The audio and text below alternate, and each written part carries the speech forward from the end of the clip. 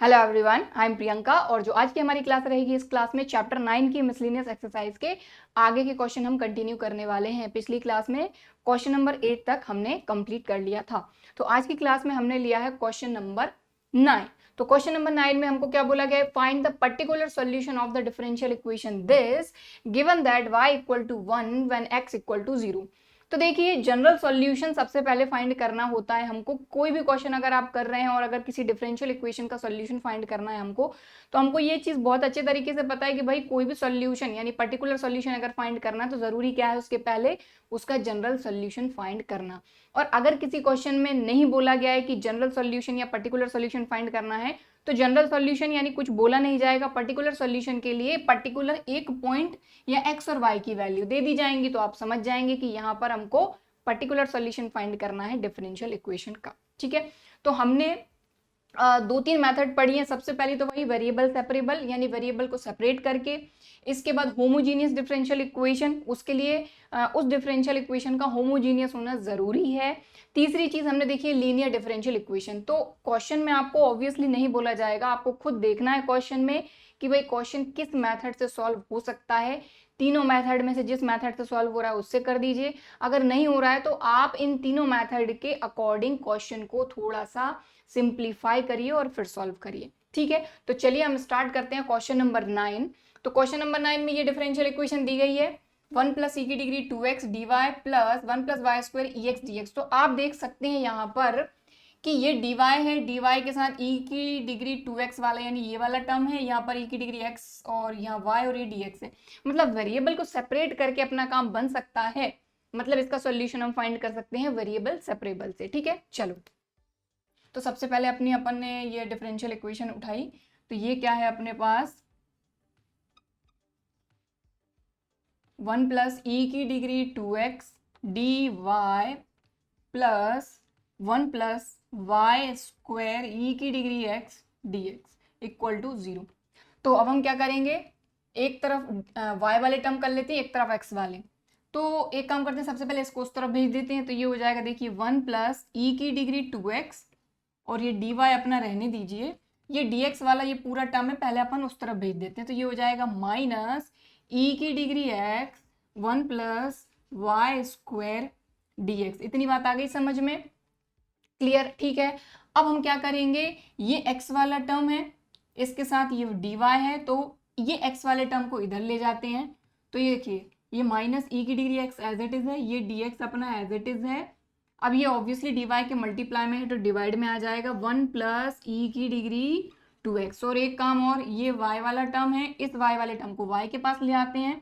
तो dy अपना अपनी जगह पे एज इट इज है, ये मल्टीप्लाई में है तो डिवाइड में आ जाएगा 1 प्लस वाई स्क्वायर। तो अब आप देख सकते हैं सारे के सारे जो टर्म्स थे यहाँ पर y वाले अलग सेपरेट कर लिए, x वाले सेपरेट अलग कर लिए। वेरिएबल सेपरेबल में यही करते हैं हम। अब आप देखिए, अब इसको आगे सॉल्व करने का क्या रहता है स्टेप, इसको इंटीग्रेट कर दीजिए बोथ साइड। तो इंटीग्रेटिंग बोथ साइड, तो मैं यहाँ पर डायरेक्ट कर रही हूँ, ये माइनस साइन बाहर करके, ये इंटीग्रेटिंग बोथ साइड। अब देखिए इसको अगर देखें तो ये तो भाई सीधा सीधा फॉर्मूला दिख रहा है आपको, 1/1 प्लस एक्स स्क्वायर का फॉर्मूला क्या होता है, tan इनवर्स x। यहाँ पर y है तो ये हो जाएगा tan इनवर्स y। तो लीजिए ये हो गया आपका tan inverse y equal to, इसका क्या किया जाए, तो आप देखें यहाँ पर इंटीग्रेशन बाय सब्स्टिट्यूशन लग सकता है। तो इसके लिए मैं थोड़ा सा साइड में आपको सॉल्व करके बता देती हूँ। यहाँ पर हमने किया लेट e की degree x equal to t। ठीक है, differentiating both side with respect to x। देखो इसको सॉल्व कर रहे हैं अपन, तो यहाँ पर x के रिस्पेक्ट में इंटीग्रेशन हो रहा है, तो यहाँ पर x के रिस्पेक्ट में डिफरेंशिएशन। तो e की डिग्री x का हो जाएगा e की डिग्री x, t का हो जाएगा x के रिस्पेक्ट में dt ओवर dx, ये हो जाएगा e की degree x dx equal to dt। बात क्लियर हो गई? तो अब देखिए आप ध्यान से, यहाँ पर हमने क्या किया, ये माइनस साइन रहने दीजिए, इंटीग्रेशन रहने दीजिए। e की डिग्री x dx की वैल्यू क्या आ गई अपनी, dt, ये dt रख दिया अपॉन 1 प्लस। अब आप बोलेंगे कि हमने जो t सपोज करा है वो e की डिग्री x को किया है, बट यहाँ e की डिग्री 2x है, कोई टेंशन नहीं है भाई, e की डिग्री 2x है, ऑब्वियसली 2 और x मल्टीप्लाई में, तो इसको लिख सकते हैं e की डिग्री x का स्क्वायर। तो ये e की डिग्री 2x ही तो हो जाएगा ना भाई। ठीक है, तो भाई e की डिग्री x को तो हमने लिख दिया t और इस पे लगा दिया हमने स्क्वायर। बात समझ में आ गई, क्लियर? अब फिर से ये सीधा सीधा फॉर्मूला बन गया भाई अपना। ये माइनस साइन नहीं भूलना है, ये माइनस साइन शुरुआत से लगाएं, तो माइनस ये हो जाएगा अपना tan इनवर्स t प्लस सी। अब t ऑब्वियसली हम बाहर से लाए थे तो t की वैल्यू वापस से रख दीजिए, तो ये हो जाएगा tan inverse y as it is. इस t की जगह पर रख देते e की डिग्री x। तो देखिए tan इनवर्स y, ये माइनस का इस तरफ आके प्लस का tan इनवर्स e की डिग्री x इक्वल टू में c है। ठीक है, तो बस खत्म, ये आ गया आपका आंसर। सॉरी आंसर नहीं, हमको जनरल सॉल्यूशन फाइंड नहीं करना है, हमको फाइंड करना है पर्टिकुलर सॉल्यूशन। तो ये आया है अभी सिर्फ और सिर्फ हमारा जनरल सॉल्यूशन, बट हमको बोला गया है कि हमको पर्टिकुलर सॉल्यूशन फाइंड करना है और एक्स और वाई की वैल्यू दी गई हैं। तो इसके लिए क्या करते हैं अपन, पर्टिकुलर सॉल्यूशन के लिए सी की वैल्यू फाइंड कर दो, यहाँ पर रख दो, मिल जाएगा आपको पर्टिकुलर सॉल्यूशन। तो देखिए एक काम करिए, ये जो चीज़ है ना ऑब्वियसली इसके साइड में आपको शो करनी है कि ये आपने इसको इस तरीके से कैसे लिखा, तो ये चीज़ आपको शो करनी पड़ेगी। ठीक है, बट मैं इसको अभी हटा रही हूँ, लग रहा है आपको, तो आप नोट कर लीजिए वीडियो को पॉज करके। ठीक, सो आप देखिए ये जो आया है ये क्या है, general solution, general solution of given differential equation. ठीक, अब इसको दे दीजिए इक्वेशन नंबर 1। अब हम क्या करेंगे, इक्वेशन 1 में x की जगह पे 0 और y की जगह पे 1 रख देते हैं। ठीक है, तो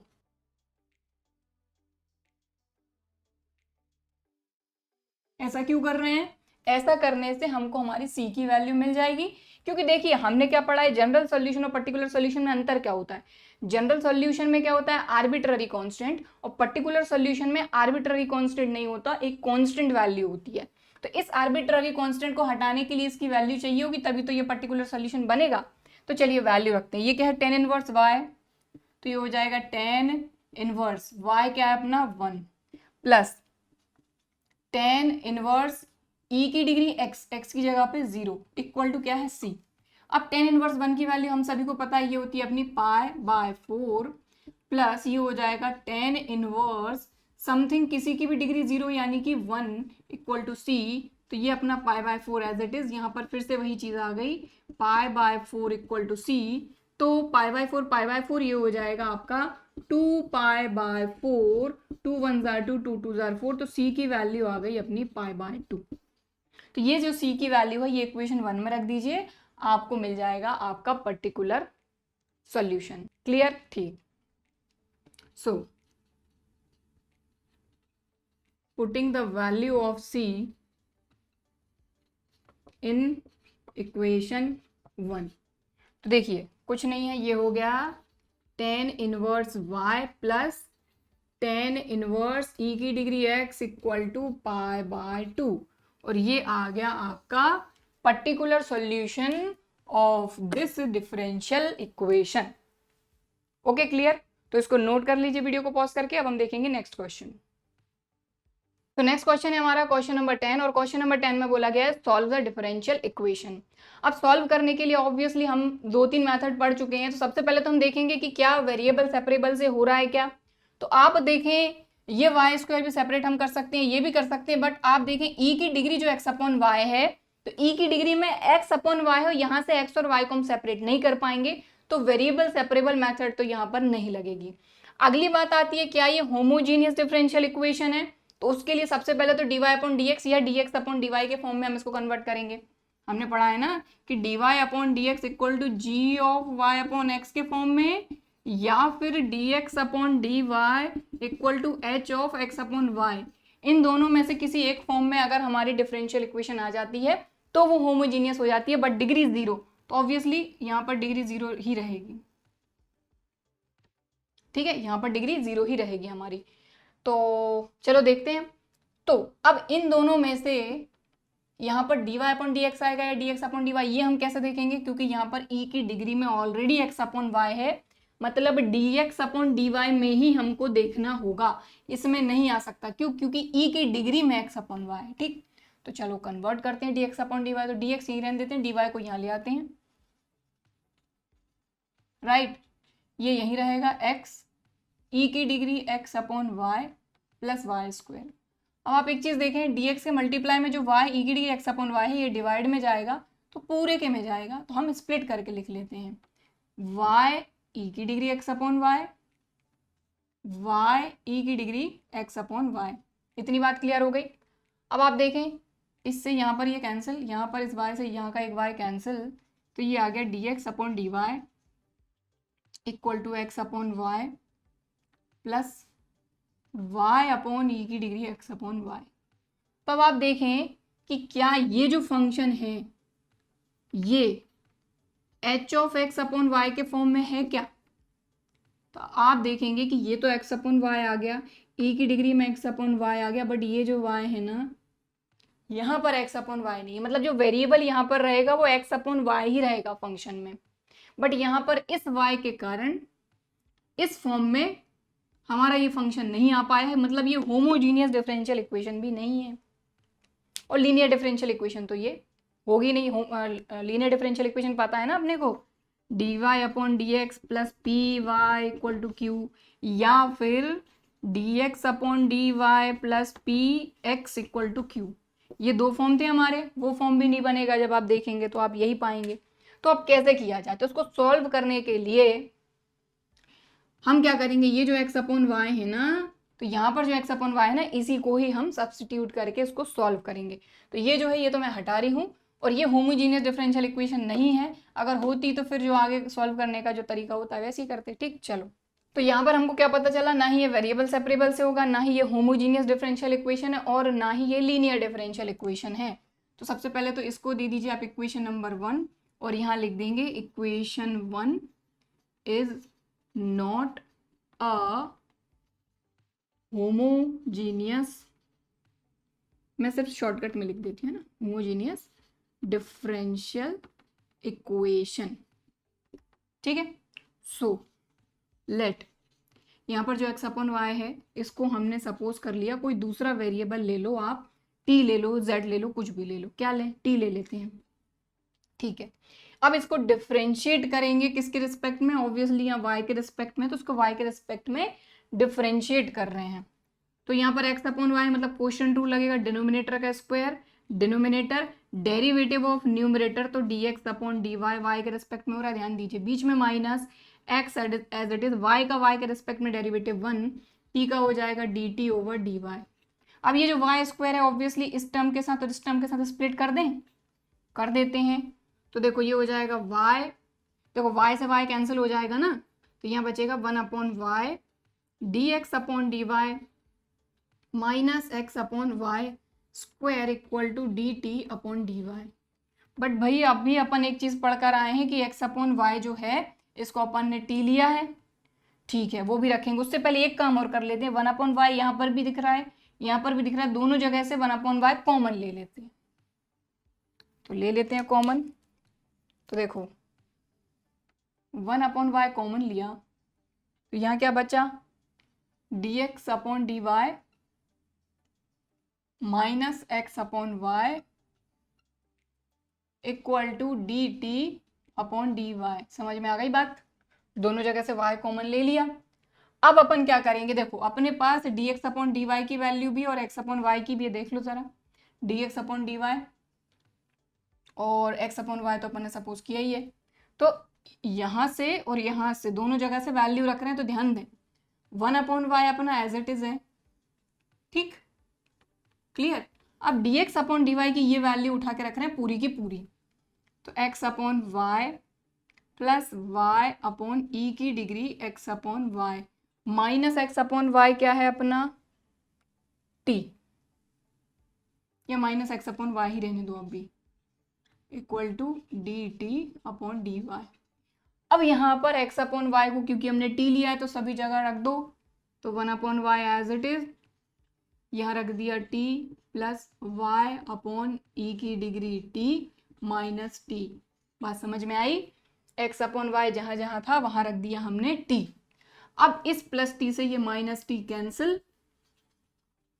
क्लियर, और बचा क्या ब्रैकेट के अंदर y अपॉन टी, तो डायरेक्ट y से y कैंसिल कर दो या एक स्टेप और कर लो, कोई कंफ्यूजन नहीं होना चाहिए। y अपॉन ई की degree t equal to d t upon d y. अब आप देख पा रहे हैं इस y से ये y भी गया और यहाँ पर बिल्कुल सिंपल सा फंक्शन अपने पास आ गया जिसको अपने को सॉल्व करना है आई मीन एक्सप्रेशन आ गया है जिसको सॉल्व करना है। तो अब यहाँ पर वेरिएबल सेपरेबल से हम इसको सॉल्व कर सकते हैं। इस डिफरेंशियल इक्वेशन को हम आगे इतना और सिंप्लीफाई करके सॉल्व किया जिससे हम इसको अब वेरिएबल सेपरेबल से कर सकते हैं। ठीक है, तो चलो कर देते हैं। तो देखो टी वाले टर्म के साथ टी वाला अलग कर लेते हैं, तो ई की डिग्री टी डी टी और डी वाई का 1 में मल्टीप्लाई किया तो डी वाई, बात समझ में आ गई। ई की डिग्री टी का मल्टीप्लाई क्रॉस मल्टीप्लाई यहाँ कर दिया, डी वाई का यहाँ कर दिया, वेरिएबल सेपरेट हो गए। अब इंटीग्रेटिंग बोथ साइड, तो इंटीग्रेट कर दो, ई की डिग्री टी का ई की डिग्री टी इक्वल टू 1 का y के रिस्पेक्ट में y और प्लस का c। अब क्योंकि आप देख पा रहे हैं जो t है ऑब्वियसली ये बाहर से लाए हैं, तो t की जगह पे x अपॉन वाई रखेंगे, तो रख देते हैं। तो e की degree x upon y equal to y प्लस c। तो ये आ गया आपका general solution of given differential equation, ये आ गया आपका आंसर। तो अगर आप देखें तो अभी तक के जो क्वेश्चन थे हमारे, उन सभी क्वेश्चन से ये क्वेश्चन थोड़ा सा अलग था। हमने देखा कि क्या वेरिएबल सेपरेबल से हो रहा है, नहीं हो रहा था। फिर हमने देखा कि d y upon d x के फॉर्म में लाए। फिर हमने देखा कि क्या ये होमोजीनियस डिफरेंशियल इक्वेशन है, वो भी नहीं थी। फिर हमने देखा क्या ये लीनियर डिफरेंशियल इक्वेशन है, वो भी नहीं थी। फिर हमने क्या किया कि यहाँ पर हमने क्या किया कि ये जो एक्स अपॉन वाई इसको सब्सटीट्यूट करा, इसको आगे सॉल्व करा। ये जो dx अपॉन dy की वैल्यू थी यहाँ रखी, और x अपॉन y तो हमने t लिया था, रख के उसको थोड़ा सिंप्लीफाई किया। और ऑब्वियसली t हम बाहर से लाए थे, तो t की जगह पे वापस से हमने x अपॉन y रख दिया और हमको हमारी डिफरेंशियल इक्वेशन का सॉल्यूशन मिल गया। तो इस तरह के क्वेश्चन को थोड़ा सा ध्यान से करना है। कई बार क्वेश्चन सीधे सीधे फॉर्म में नहीं दिए जाएंगे, तो थोड़ा सा ध्यान से देखना है कि इसमें क्या हो सकता है, किस तरीके से हम सॉल्व कर सकते हैं। ठीक है, तो क्वेश्चन नंबर 10 हमारा कंप्लीट हो गया है। इसको नोट कर लीजिए वीडियो को पॉज करके। अब हम देखेंगे नेक्स्ट क्वेश्चन। तो अपना नेक्स्ट क्वेश्चन, क्वेश्चन नंबर 11। तो यहाँ पर बोला गया find a particular solution of the differential equation this. इस डिफरेंशियल इक्वेशन के लिए हमको पर्टिकुलर सॉल्यूशन फाइंड करना है given that y equal to -1 when x equal to 0। तो देखिए ऑब्वियसली अगर पर्टिकुलर सॉल्यूशन पूछा गया है तो x और y की वैल्यू आपको दी ही जाएंगी। ठीक है, तो सबसे पहले तो ऑब्वियसली इसका जनरल सॉल्यूशन फाइंड करेंगे। तो अगर आप देखें तो यहाँ पर dy upon d x obviously सीधा सीधा नहीं दिया गया है, तो क्या किया जाए। तो देखिए ये है dx प्लस dy और ये है x माइनस वाई। तो एक काम करते हैं, देखिए dy और dx को अलग अलग करते हैं, dx को अलग dy को अलग, और dy अपॉन dx या dx अपॉन dy के फॉर्म में सबसे पहले हम हमारी डिफरेंशियल इक्वेशन को थोड़ा सा चेंज करते हैं। तो एक काम करते हैं, देखो इन दोनों का मल्टीप्लाई इस ब्रैकेट में करने का कोई मतलब नहीं है। मेन अपने को चाहिए dx अलग dy अलग, तो इस पूरे dx का मल्टीप्लाई इसमें कर देते हैं, आई मीन इस पूरे ब्रैकेट में। तो देखिए x माइनस वाई का मल्टीप्लाई हमने dx में कर दिया और x माइनस वाई का मल्टीप्लाई अपन ने dy में कर दिया इक्वल टू अपना dx माइनस dy। इतनी बात हो गई क्लियर। ठीक है, अब क्या करते हैं, dx वाले टर्म अलग dy वाले टर्म अलग। ठीक है, तो देखो ये अपना x minus y d y, और ये जो dx वाला टर्म है ये उधर भेज देते हैं, और यहाँ पर ये जो dy माइनस का उस तरफ बुला लेते हैं, तो ये प्लस का हो जाएगा dy। मतलब dy वाले अलग dx वाले अलग, तो वेरिएबल को सेपरेट कर रहे हैं हम। तो देखो ये वाला टर्म यही रहा, ये माइनस dy को इधर बुलाया, प्लस का हो गया। ये dx अपना पहले से वही है, इसको उधर ले जाएंगे तो ये हो जाएगा माइनस का x माइनस वाई और dx। ठीक, अब क्या करते हैं, LHS में अगर आप देखें तो dy कॉमन आ रहा है, तो dy को हमने कॉमन लिया तो बचा क्या, x माइनस वाई प्लस 1। यहाँ से dx कॉमन लेते हैं तो ये हो जाएगा 1। अब देखिए एक चीज़, यहाँ माइनस साइन है, देखो यहाँ प्लस था तो कोई टेंशन वाली बात नहीं रही, x minus y as it is आ गया और प्लस का 1, क्योंकि dy यहाँ से कॉमन ले लिया तो 1 बचेगा। बट क्योंकि यहाँ माइनस है तो ये माइनस साइन अंदर जाएगा, तो सारे साइन चेंज, माइनस का x प्लस का y। ओके, अब अपन बिल्कुल dy बाई डी एक्स लिख सकते हैं आराम से। तो ये dx इधर बुला लेते हैं, तो ये हो जाएगा आपका dy upon d x equal to, ये तो पहले से ही है 1 माइनस एक्स प्लस वाई, और ये मल्टीप्लाई में डिवाइड में आ जाएगा, ये हो जाएगा आपका x माइनस वाई प्लस 1। ठीक है, क्लियर। अब इसको कैसे सॉल्व किया जाए, तो यहाँ पर भी हम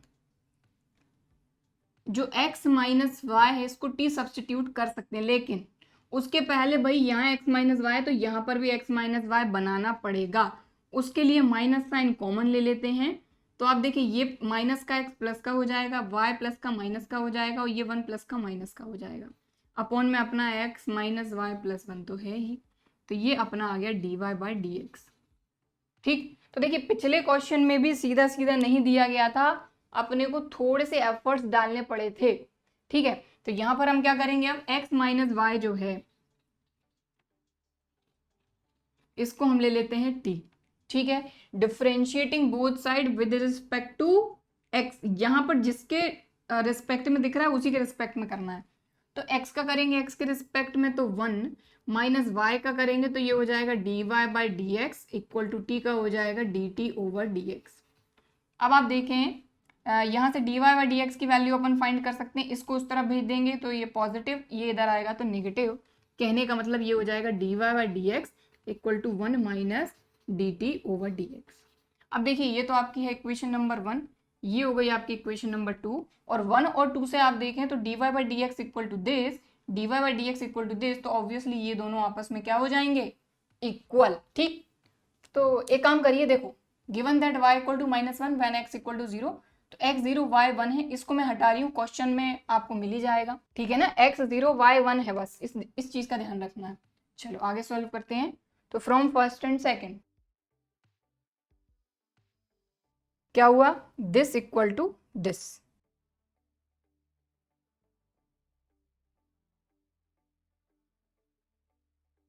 ठीक, क्लियर है ना, फर्स्ट और सेकंड से आपने देखा dy/dx equal to this, dy/dx equal to this, और ये इक्वल हो गए।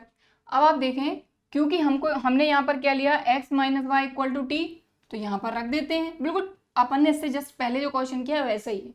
यहाँ पर भी अपन ने क्या किया, x माइनस 1 को सब्सटीट्यूट किया t से, और आगे अपन इसको सॉल्व करना है। तो x माइनस 1 को अपन t रख देते तो माइनस, ये हो जाएगा अपना t minus 1 upon t plus 1 equal to 1 minus dt/dx।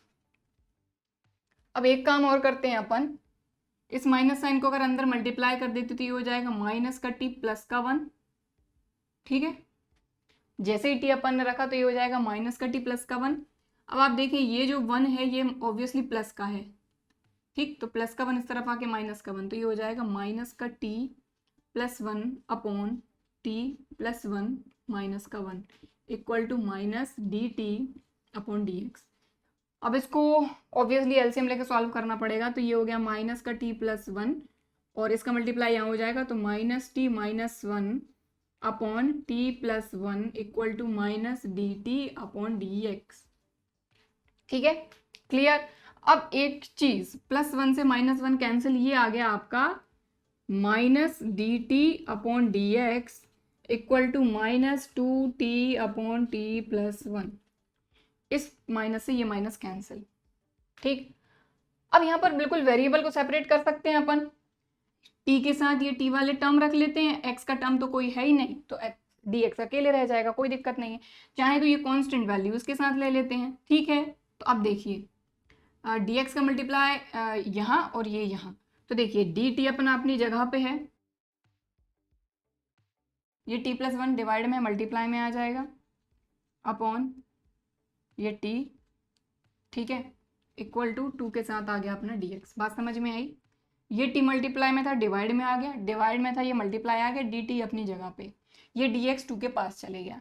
अब इसको इंटीग्रेट नहीं कर सकते क्या अपन, बिल्कुल कर सकते हैं भाई। सबसे पहले तो देखिए यहाँ प्लस है, दोनों को स्प्लिट कर लेंगे तो t/t हो जाएगा 1 plus 1/t dt equal to 2dx। Integrate कर देते हैं, तो चलो यहाँ पे करते हैं, थोड़ी सी जगह बची हुई है। तो इंटीग्रेटिंग बोथ साइड, तो 1 का इंटीग्रेशन t के रिस्पेक्ट में, ऑब्वियसली t 1/t हो जाएगा log modulus t equal to x के रिस्पेक्ट में 2 का इंटीग्रेशन हो जाएगा 2x प्लस c। ठीक है, क्लियर। अब सीधी सी बात है, t हम ऑब्वियसली बाहर से लाएं तो t की वैल्यू वापस से रखेंगे x माइनस वाई।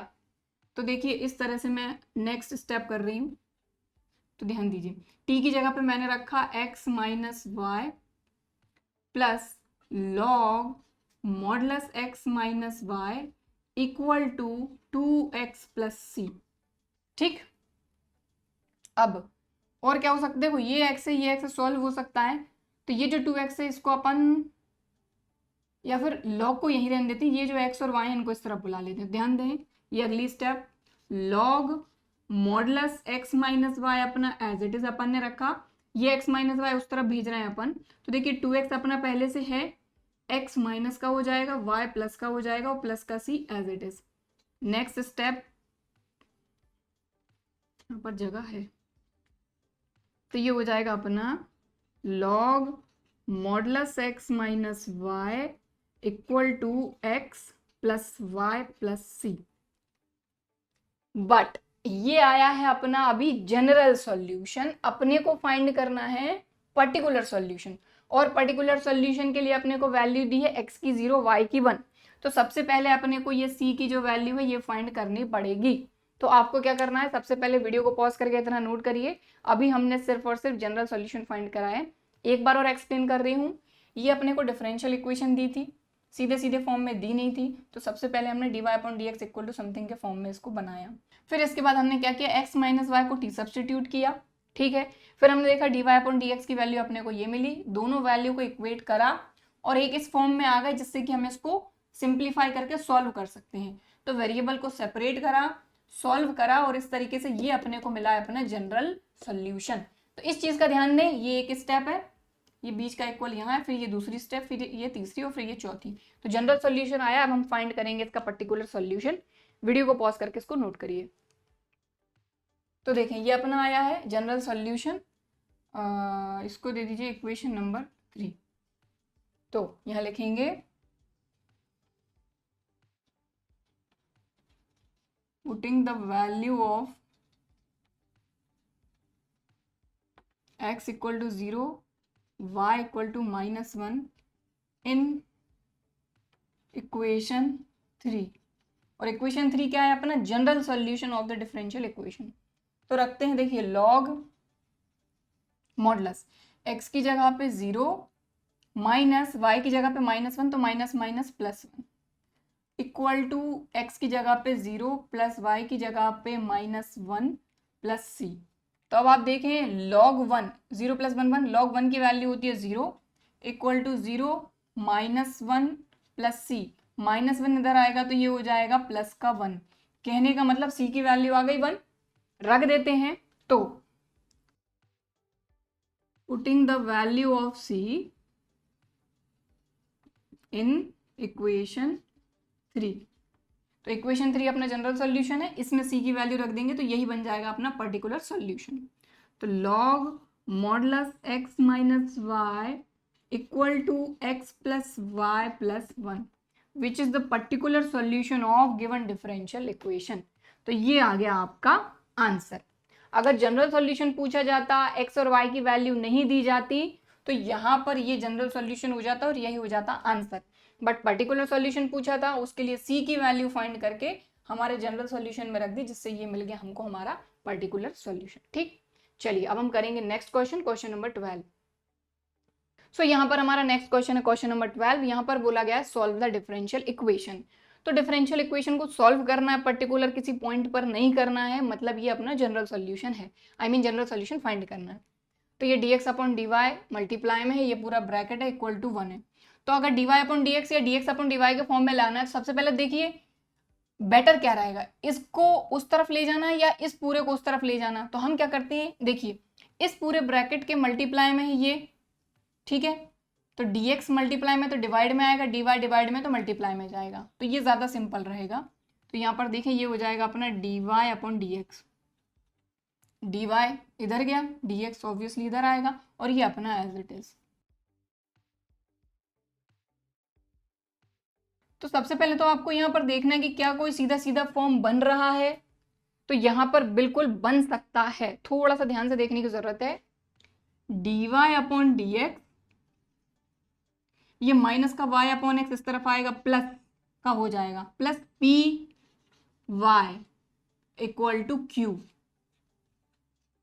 देखा, बन गया, ठीक है। बस y अपॉन x को मैंने लिख दिया 1 upon x y, p y. तो आप इसको y अपॉन एक्स ही लिख सकते हैं, मैंने सिर्फ इसलिए लिखा ताकि आपको क्लियर दिख सके, ठीक है। तो dy upon d x plus p y equal to q का फॉर्म है, मतलब लीनियर डिफरेंशियल इक्वेशन है ये। और इस डिफरेंशियल इक्वेशन को सॉल्व करना ऑब्वियसली हमको आता है, हम ऑलरेडी सीख चुके हैं 9.6 एक्सरसाइज में। ठीक है, तो इक्वेशन 1,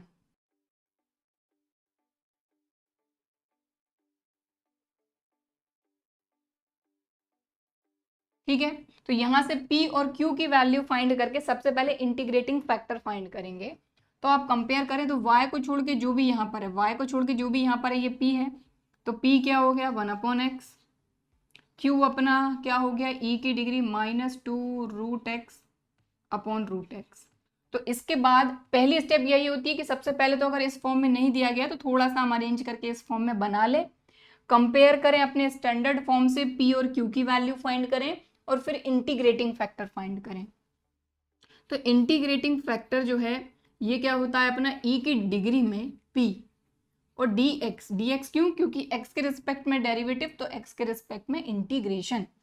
चलिए इसको करते हैं, तो ये हो जाएगा अपना e की डिग्री इंटीग्रेशन p की जगह पे क्या 1/x dx। ठीक है, तो ये क्या हो जाएगा अपना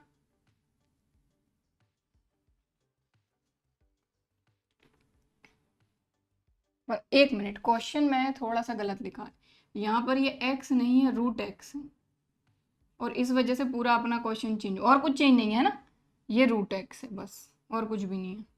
क्लियर, यहाँ पर √x था तो यहाँ पर भी √x लिख दिया, यहाँ पर भी √x लिख दिया, और p की वैल्यू भी 1/√x हो जाएगी ये। ठीक, चलो तो ये हो जाएगा अपना integrating factor equal to √x जो है ये न्यूमरेटर से डिनोमिनेटर में जाएगा, तो ये हो जाएगा e की डिग्री x की डिग्री -½ dx। अब इसको इंटीग्रेट कर सकते हैं अपन बिल्कुल आराम से, e की डिग्री ½ + 1 अपॉन ½ + 1, इसको इंटीग्रेट करते हैं अपन, e की डिग्री में है तो ये हो जाएगा x की डिग्री -½ + 1 अपॉन -½ + 1। ठीक है, तो ये 1 में से हाफ जाएगा तो x की डिग्री आ जाएगा ½ अपॉन ½ ये 2 ऊपर आ जाएगा तो ये हो जाएगा 2x की डिग्री ½ जिसको लिख सकते हैं 2√x। ओके, तो मैं डायरेक्ट लिख रही हूँ, तो ये हो जाएगा e की डिग्री 2√x। ओके, चलो तो ये आ गया आपका इंटीग्रेटिंग फैक्टर। ठीक, तो पहली चीज p और q की वैल्यू फाइंड कर ली, इंटीग्रेटिंग फैक्टर फाइंड कर लिया। अब इसका जनरल सोल्यूशन कैसे देते हैं, तो यहाँ लिखेंगे general solution is given by, किससे देते हैं अपन, integrating factor y into integrating factor equal to integration q के मल्टीप्लाई में आता है अपना इंटीग्रेटिंग फैक्टर, और ये d किसके रिस्पेक्ट में, ऑब्वियसली यहाँ x के रिस्पेक्ट में, तो यहाँ x के रिस्पेक्ट में, और प्लस ही तो आना ही है जब इंटीग्रेट करेंगे। ठीक, चलो वैल्यू रख देते हैं y, इंटीग्रेटिंग फैक्टर क्या है ये a की degree 2√x equal to q क्या है अपना, ये रहा, q की वैल्यू रख दी।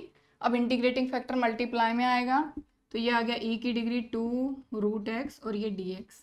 अब आप खुद देख रहे हैं ये और ये मल्टीप्लाई में है, दोनों के बेस सेम है तो डिग्री ऐड हो जाएंगी, तो -2√x प्लस 2√x मतलब क्या हो जाएगा, e की डिग्री 0 और e की डिग्री 0 मतलब 1, तो ये हो जाएगा अपना इंटीग्रेशन 1/√x dx, और यहाँ है y e की डिग्री 2√x। क्लियर, इससे ये ऑब्वियसली हट जाएगा ना, e की डिग्री -2√x प्लस 2√x, ये कैंसिल होकर e की डिग्री 0 यानी कि 1। ठीक, तो मैंने डायरेक्ट 1 लिख दिया। अब 1/√x का अभी इंटीग्रेशन हमने किया था तो ये आ जाएगा 2√x प्लस c, और यहाँ ऑलरेडी है y e की डिग्री 2√x। बस खत्म, ये आ गया आपका जनरल सॉल्यूशन। क्लियर, ठीक है, क्योंकि यहाँ पे कुछ बोला तो गया नहीं था, तो यही आ गया आपका आंसर। ठीक है, तो ये क्वेश्चन तो बहुत ही सिंपल था, बस सीधा सीधा फॉर्मूला हमारा फॉर्म बन रहा था ये वाला, और थोड़ा सा अरेंज करने की जरूरत थी, अरेंज किया, फॉर्म बना, और आगे सॉल्व करना तो अपने को आता ही है। ठीक है, क्लियर, तो क्वेश्चन नंबर 12 कंप्लीट हो गया है, इसको नोट कर लीजिए वीडियो को पॉज करके। अब हम देखेंगे नेक्स्ट क्वेश्चन। सो यहाँ पर नेक्स्ट क्वेश्चन है हमारा क्वेश्चन नंबर 13। तो क्वेश्चन नंबर 13 तो बिल्कुल सीधा सीधा हमको लीनियर डिफरेंशियल इक्वेशन के फॉर्म में दिया है dy upon dx plus py equal to q। ठीक है, तो देखिए यहाँ पर डायरेक्ट हमको P की वैल्यू क्या मिल गई, cot x, और Q की वैल्यू हमको मिल गई 4x cosec x। Clear, cot x अपना P हो गया, ये अपना Q हो गया, क्योंकि dy upon dx plus p y equal to Q। अब इसके बाद सबसे पहले हम फाइंड करेंगे अपना इंटीग्रेटिंग फैक्टर, जो कि होता है e की degree integration p dx, right.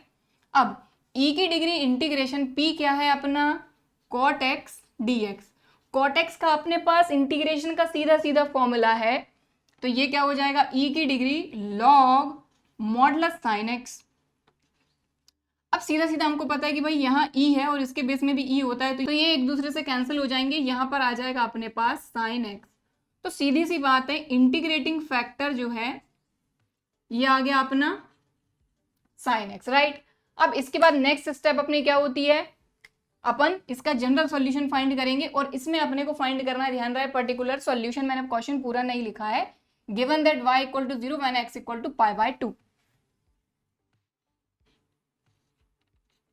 तो जनरल सॉल्यूशन कैसा फाइंड करते हैं, y into integrating factor equal to integration q कहाँ है, ये रहा 4x cosec x, और फिर इसके मल्टीप्लाई में इंटीग्रेटिंग फैक्टर यानी कि अपना sin x dx।